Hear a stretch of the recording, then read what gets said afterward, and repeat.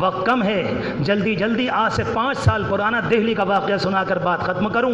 ایک صاحب دہلی میں بہت بڑے نامعلوم اللہ نے کتنا نوازا، مگر زندگی بے دینی کی تھی، بالکل بے دینی کی، کچھ پتہ نہیں۔ رات میں کسی موقع پر چور ڈاکو آ گئے، سارے کا سارا ستیہ ناش کر گئے، سارا ختم۔ جو صاحب کل تک کروڑوں میں کھیلا کرتے تھے، وہ صبح کو قلاش اور فقیر کے ناشتے کو بھی پیسے نہیں، ایک رات میں وہ ایسے کرتا ہے، لٹ گئے، تباہ ہو گئے۔ اگلے دن دہلی میں ایک بہت بڑے اللہ والے کے پاس آئے، کہا کہ حضرت یہ ہو گیا۔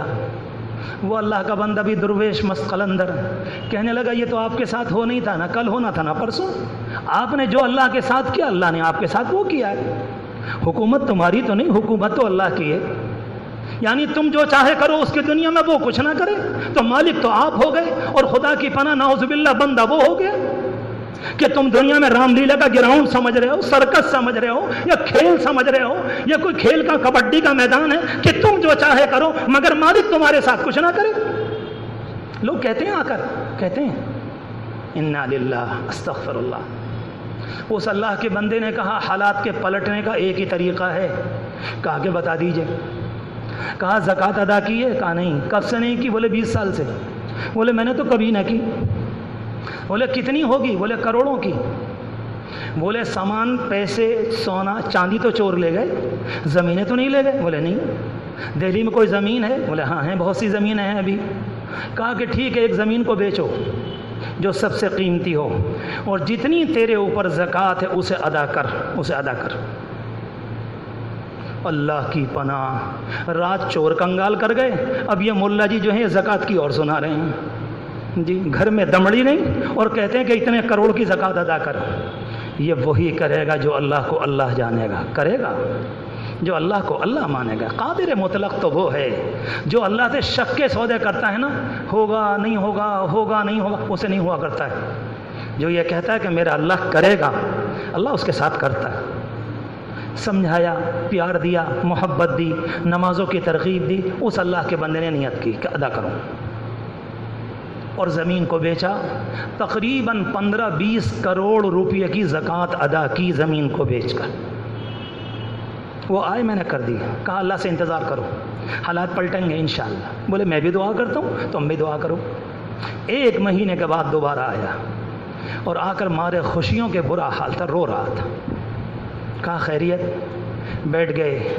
کہا کہ آج رات 2 بجے کے قریب میری کنڈی کسی نے کھٹکھٹائی، میں آواز نہیں پہچان سکا، مگر میری بیوی نے پہچان لی کہ یہ تو وہی چوروں کی آواز ہے جو کچھ زمانے پہلے ڈاکہ ڈال کر کنگال کر گئے۔ تو اس کی بیوی نے اندر سے کہا کہ دوبارہ کاہے کو آئے ہو؟ گھر میں بچا کیا ہے کہ تم دوبارہ آ گئے؟ تم نے پورے گھر کو کنگال بنا دیا۔ دہلی کا واقعہ ہے، اس کے ہزاروں لوگ موجود ہیں گواہ، پرانا نہیں، ابھی 4-5 سال پہلے کی بات کر رہا ہوں۔ کہا ہمارے گھر میں بچا کیا ہے؟ تو وہ چور باہر سے کہتا ہے ارے کھولو تو صحیح۔ کسی طرح سے کوئی بات آئی، کہا تو دیکھتے ہیں، کھول دیا۔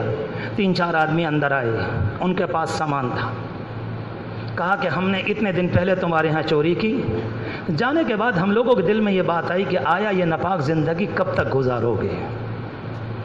مرنا تو ہے، اس کے بعد کیا ہوگا؟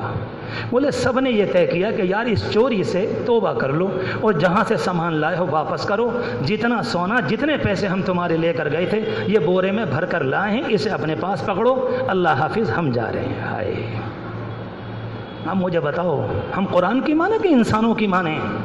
انسانوں کے تجربات کی مانیں؟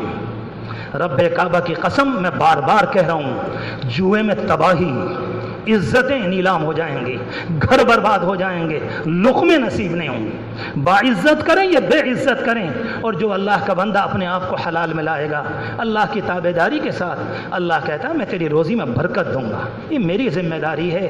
اب چور اور ڈکیت تو اس بات کو سمجھ لیں، میں اور آپ سمجھدار، دیکھنے میں اچھے مسلمان اس بات کو نہ سمجھیں تو آخر پھر سمجھنے والا کون ہوگا؟